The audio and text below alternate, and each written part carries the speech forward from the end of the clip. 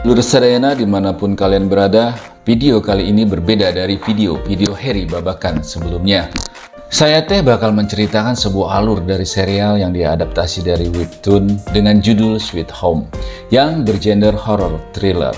Banyak yang bilang kalau serial ini lebih melankolis dan lebih menegangkan. Penasaran? Semenegangkan apa serialnya? Langsung aja tanpa banyak spoiler di awal. Kita mulai alur ceritanya.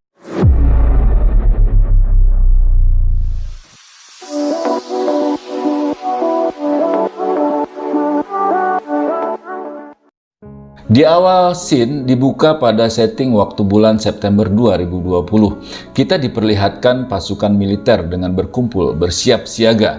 Dengan persenjataan lengkap, mereka nampaknya sedang memantau sesuatu yang akan keluar dari sebuah gedung tua yang terlihat berantakan dan tidak terawat. Benar saja, seorang pemuda muncul dari dalam gedung tua itu. Para militer terus memastikan apakah dia manusia atau bukan. Karena di sekitar pemuda itu juga banyak makhluk-makhluk aneh yang menyeramkan. Karena pemuda itu tidak mendengarkan dengan perintah sang pemimpin, para militer langsung menembak ke arah pemuda itu dengan bertubi-tubi. Anehnya, semua tembakan itu tidak membuat si pemuda tumbang. Dia terus berjalan sampai dia berhenti, lalu terdengarlah sebuah monolog yang dinarasikan dan dimulailah Sweet Home episode 1. Setting waktu kembali pada sebulan sebelumnya, bulan Agustus 2020, hari di mana Cha Yun-soo, pemuda pemurung yang terlihat sangat putus asa itu pindah seorang diri ke apartemen yang bernama Green Home. Di hari pertama Yun-soo pindah, ia hampir terkena pisau rumput yang terbang ke arahnya karena ulah satpam yang sedang memotong rumput. Yun-soo akhirnya mengabaikan satpam itu yang terus mengajaknya berbicara. Sesampainya di kamar, Yun-soo duduk menyendiri di kegelapan sampai akhirnya ia memutuskan untuk mengakhiri hidupnya. Yun-soo pergi ke atap apartemen dan saat ingin meloncat, pandangan Yun-soo teralih ke seorang gadis di blok sebelah apartemennya. Yun-soo memperhatikan gadis itu yang sedang melatih gerakan baletnya sampai gadis itu berhenti karena menginjak sebuah permen karet. Gadis itu bernama Eun-yu. Eun-yu bertanya beberapa pertanyaan pada Yun-soo, namun dijawab singkat olehnya. Sampai saat Yun-soo ingin pergi, Eun-yu melarangnya bunuh diri di apartemen ini karena akan merepotkan penghuni apartemen di sini. Di lantai bawah, di mana terlihat satpam yang ditemui Yun-soo tadi sedang dimarahi oleh para penghuni apartemen dan mendapatkan satu kotak. Ternyata saat dibuka isinya ikan yang mengeluarkan bau yang amat busuk.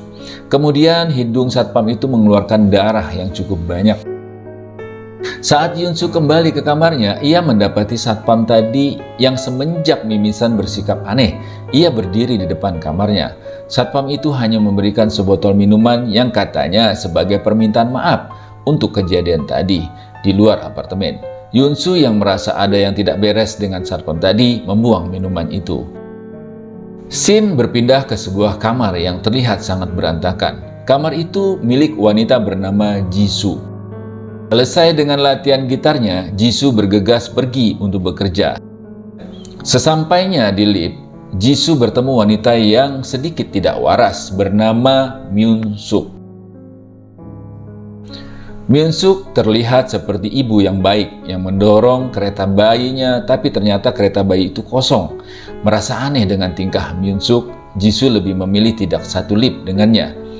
Dan sikap Jisoo disadari oleh penghuni apartemen lainnya, yaitu Jung Jae-hoon, seorang guru bahasa Korea yang sangat patuh pada agama. Jae-hoon yang kebetulan ada di sana menjelaskan pada Jisoo bahwa wanita tadi sangat baik.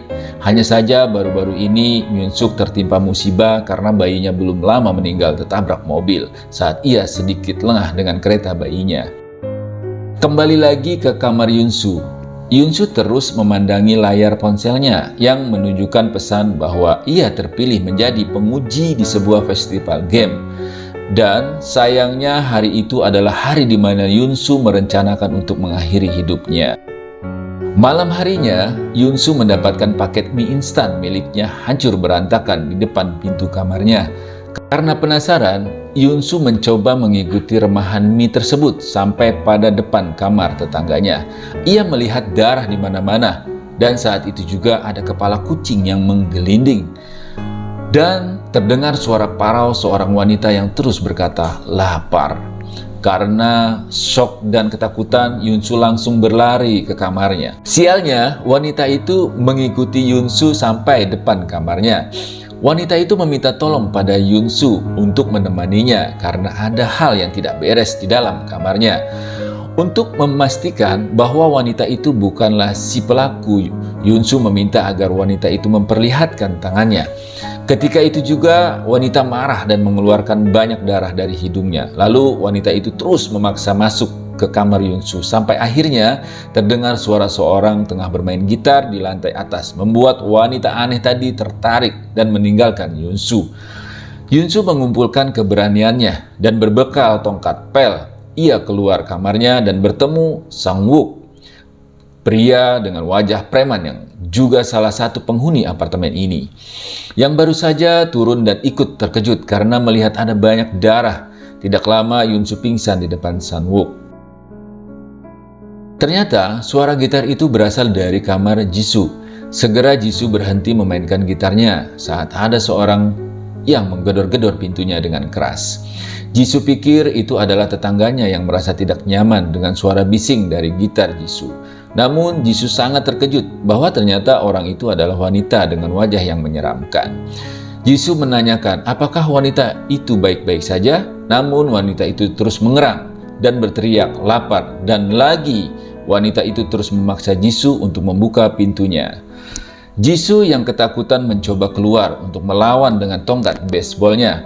Ia keluar kamar dan malah mendapati Sang Wook yang kebetulan lewat sana. Dan Jisoo menjelaskan semua kejadian yang dialami barusan kepada Sang Wook. Sang Wook melihat ke arah pintu kamar Jisoo dan berkata bahwa wanita aneh tadi bukan hanya menggedor pintu Jisoo, melainkan menabrakkan dirinya. Sementara di lantai utama, di mana para penghuni apartemen tampak kebingungan karena semua pintu dan gerbang apartemen terkunci, membuat wanita mantan damker yang bernama Lee Yi-kyung nekat menerobos pintu kantor manajer yang dirantai. Yi-kyung mencoba menelpon panggilan darurat, namun sayangnya operator tengah sibuk. Sampai akhirnya Pak Tua pemilik toko di apartemen yang bernama Kim Suk-hyun berhasil membuka gerbang utama apartemen tersebut. Tapi itu akan menjadi keputusan yang akan mereka sesali.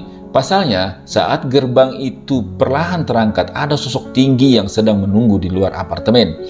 Dan benar saja, saat gerbang terbuka, sosok itu seketika membuka mulutnya selebar-lebarnya, lalu keluar lidahnya yang sangat panjang dan menembus pintu kaca.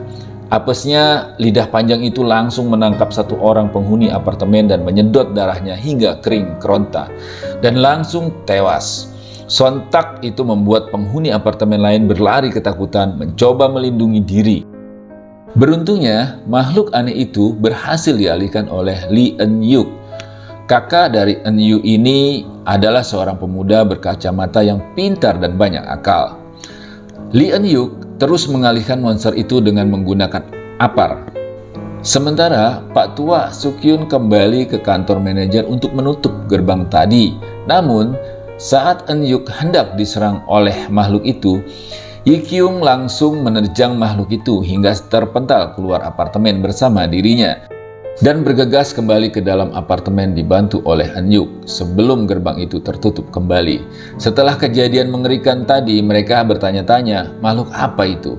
Yang pasti itu bukanlah manusia, dan ada satu hal yang mereka sadari saat melihat ke arah luar gerbang, bahwa keadaan dunia saat ini sangatlah kacau. Terlihat makhluk-makhluk aneh seperti monster itu berkeliaran di mana-mana. Serem banget ya. Okelah, kita lanjut ke episode selanjutnya. Episode 2 dibuka dengan scene kilas balik di mana Yunsu yang berumur 19 tahun tengah mengurung dirinya di kamar. Terlihat bekas-bekas luka sayatan di lengan Yunsu membuktikan bahwa Yunsu pernah melakukan percobaan bunuh diri. Sebenarnya, apa yang menyebabkan Yunsu sangat ingin mengakhiri hidupnya? Kita akan mengetahuinya segera. Yunsu yang sibuk dengan game terus mengabaikan ibu Yunsu yang membujuk Yunsu agar ikut liburan keluarga. Menyerah dengan kekeras kepalaan Yunsu, akhirnya keluarga Yunsu pergi liburan tanpa Yunsu. Di dalam perjalanan bisa kita lihat bahwa keluarga Yunsu tampak kurang harmonis. Ayah dan adik Yunsu terus bertengkar selama perjalanan sampai akhirnya ada sebuah truk yang oleng dan menabrak mobil mereka. Kecelakaan maut pun tak terhindar. Ayah, ibu, dan adik Yunsu pun harus tewas dalam tragedi tersebut, hingga hanya menyisakan Yunsu seorang diri. Saat di pemakaman keluarganya, Yunsu malah marah dan berteriak ke arah foto keluarganya itu. Yunsu marah karena uang yang keluarganya tinggalkan itu terlalu sedikit untuk bekal hidupnya. Scene kembali ke masa sekarang. Karena lift apartemen itu sedang dalam perbaikan, membuat para penghuni apartemen harus menggunakan tangga. Begitu juga dengan Eunyu, entah karena tergesa-gesa membuat gadis penari balet itu tergelincir dan jatuh tersungkur. Tidak lama kemudian muncullah Sang Wook yang memang kebetulan ingin turun ke lantai utama, namun tanpa diduga-duga monster wanita yang sebelumnya menggedor kamar Yunsu dan Jisoo itu melompat ke arah Sang Wook dan menggigit punggung pria itu. Dengan sigap, Sang Wook langsung membantingnya dan menghabisinya di depan Eunyu yang terlihat shock dengan apa yang Sang Wook lakukan. Di sisi lain, Jisoo yang tidak bisa tinggal diam akhirnya memutuskan mencari bantuan untuk Yunsu yang masih tidak sadarkan diri di kamarnya. Saat Jisoo turun, Jisoo malah bertemu salah satu penghuni apartemen ini sedang mengoceh sendiri. Saat menengok, terlihat banyak darah keluar dari hidungnya. Saat pria itu mendekat ke arah Jisoo, Jisoo yang ketakutan pun akhirnya memukul pria itu dengan tongkat baseballnya.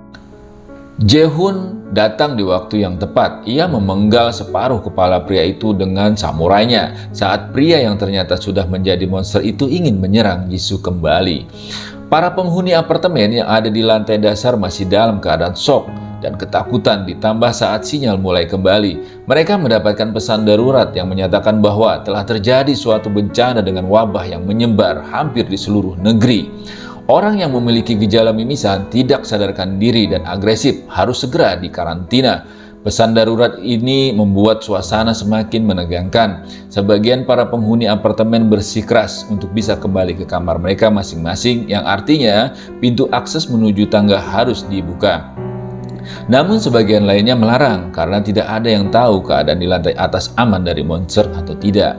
Di tengah perdebatan, Sang Wook dan Eunyu datang, membuat semuanya curiga, terlebih ada luka bekas gigitan di punggung Sang Wook. Takut jika Sang Wook terinfeksi, Pak Tua Suk-hyun menyetrum Sang Wook dan mengikatnya di ruangan kosong.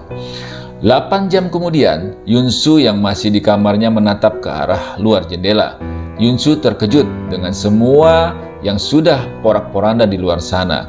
Tidak lama kemudian, darah terus mengucur dari hidung Yunsu, menandakan bahwa Yunsu ternyata sudah terinfeksi wabah tersebut. Untuk mencari tahu lebih dalam tentang wabah apa ini, Yunsu membuka internet dan menemukan satu artikel yang membahas banyak tentang wabah tersebut.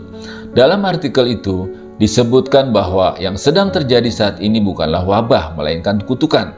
Namun saat Yunsu hampir menemukan informasi penting dalam artikel itu, tapi koneksi internetnya malah terputus. Merasa lapar, Yunsu mencoba mengambil sisa paket mie instan yang masih tergeletak di depan kamarnya. Namun sayangnya ada monster buta, namun pendengarannya sangat tajam menuju kamar Yunsu. Yunsu mencoba tidak membuat suara sedikit pun saat monster itu masuk ke dalam kamarnya. Hingga berpikir tidak ada apa-apa di kamar Yunsu, akhirnya monster itu kembali keluar. Suk-hyun, pria tua yang tadi menyetrum Sang Wook, akhirnya kembali mendatangi Sang Wook dengan niat membunuhnya. Namun Sang Wook yang gesit bisa menghindar dari pisau yang dilayangkan kepadanya, hingga akhirnya ia terbebas dari ikatannya. Sementara itu, Jae-hoon dan Jisoo menemukan pria yang sekujur tubuhnya dibungkus selotip. Pria yang bernama Yoon Jae itu mengatakan bahwa ada perampok yang menyusup kamarnya. Setelah mengetahui keadaan yang sedang terjadi di apartemen ini, pria itu memutuskan bergabung dengan Jae-hoon dan Jisoo dengan berbekalkan palu. Mengetahui bahwa dunia sekarang sedang kacau membuat Yunsu berpikir untuk mengakhiri hidupnya agar setidaknya ia bisa mati sebagai manusia. Namun dari arah luar jendela, Yunsu mendengar sesuatu. Saat dicek, ia melihat seorang pria mencoba turun dari gedung ini melewati jendela dengan sebuah tali. Anak-anak dari pria tersebut terus melarang ayahnya untuk pergi meninggalkan mereka. Naas, pria itu harus kehilangan nyawanya karena jatuh dari gedung apartemen saat melihat ada monster mata besar. Yunsu yang khawatir jika anak-anak itu akan diserang, ia mencoba untuk menyelamatkan mereka dan melemparkan TV-nya ke arah monster mata besar. Namun, hal itu malah membuat monster mata besar mengejarnya dan melilitnya. Sampai pada akhirnya Yunsu terlepas dari lilitan monster itu dan ternyata seorang pria parubaya yang telah menyelamatkannya dengan senjata kedap suara rakitannya. Pria itu menuliskan di sebuah kertas bahwa makhluk-makhluk itu tidak akan mati dan pria menanyakan apakah Yunsu mau menyelamatkan anak-anak itu. Yunsu memberanikan diri dan membulatkan tekadnya untuk menyelamatkan anak-anak itu. Ia mulai bersiap dengan senjata yang ia rakit sendiri, yaitu pisau dapur yang dililit ke ujung tongkat pel, dan membiarkan HP-nya menyala dan keadaan menelpon. Jika sinyal HP-nya terganggu, itu pertanda ada monster di dekatnya. Sesampainya di kamar pria tadi yang bernama Han Dusik, Yunsu mengetahui bahwa Dusik adalah pria penyandang disabilitas dan ternyata Dusik dulunya adalah seorang letnan yang sangat mahir dalam bidang merakit persenjataan. Melihat senjata yang dibawa Yunsu tidak bisa melumpuhkan monster, ia akhirnya mencoba membuat senjata baru yang lebih mematikan untuk Yunsu gunakan. Namun, Dusik tetap mengatakan bahwa senjata apapun tidak bisa membunuh para monster, jadi lebih baik untuk Yunsu menghindar. Merasa sudah siap, Yunsu bergegas menuju kamar anak-anak tadi. Tetapi, tidak semudah itu. Di tengah perjalanan, Yunsu bertemu monster buta yang sebelumnya pernah ia temui. Yunsu mencoba mengalihkan pendengaran monster itu dengan memantulkan bola ke arahnya. Dan saat melihat ada kesempatan, Yunsu langsung bergerak, menusuk dan menyetrum monster itu sampai tak sadarkan diri. Dalam sebuah toko milik si patua Sukyun yang pelitnya naudzubillah ini marah-marah karena Yikyung yang mengambil beberapa barang keperluannya untuk pergi ke lantai dasar memperbaiki listrik yang tengah padam. Sempat dicegah oleh wanita serba tahu yang bernama Son Hye-in. Takut-takut ada monster di bawah sana. Namun, Yikyung tidak mendengarkan dan memilih tetap pergi. Kembali ke Yunsu yang akhirnya menemukan kamar anak-anak dan mengajak anak-anak itu untuk mengikutinya ke lantai 14 karena di sana ada banyak makanan. Karena lapar, anak-anak itu hanya mengangguk menuruti Yunsu. Dengan sikap yang lembut, Yunsu mencoba meyakinkan anak-anak bahwa ia akan melindungi mereka. Saat baru beberapa meter keluar dari kamar anak-anak tadi, Yunsu mendengar bisikan-bisikan dan merasa sangat kesakitan di daerah bekas sayatan di lengannya. Tidak lama, darah kembali mengucur deras dari hidung Yunsu dan membuatnya kembali mengenang masa lalunya yang kelam. Takut bahwa mungkin ia akan berubah dan membahayakan anak-anak, Yunsu menyuruh mereka untuk pergi meninggalkannya. Tidak lama kemudian, kita diperlihatkan sosok menyeramkan dengan matanya yang hitam pekat. Sosok ini adalah sisi monster yang mencoba untuk mengambil alih tubuh Yunsu.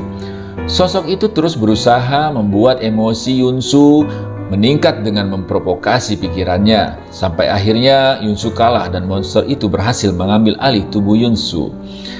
Itulah alur cerita Sweet Home episode 1 dan 2. Gimana? Makin penasaran kan?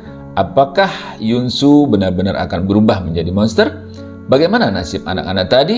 Dan masih banyak misteri lainnya yang akan kita ketahui satu persatu di episode selanjutnya. Kalau kalian suka, silakan klik like, komen, dan subscribe. Ya, biar Heri Babakan makin semangat update video-video lainnya. Thank you.